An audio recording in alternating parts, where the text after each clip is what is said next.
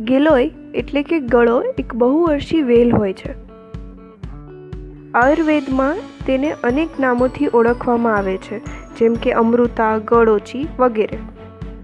ગિલોય એટલી ગુણકારી છે કે તેનું નામ અમૃતા રાખવામાં આવ્યું છે. આયુર્વેદ જગતમાં તે તાવની મહાન ઔષધિ તરીકે ગણાય છે. ગિલોયની વેલ જંગલો, ખેતીની બાળમાં કે પહાડી ચટ્ટાનો વગેરે જેવી જગ્યાઓએ જોવા મળે છે.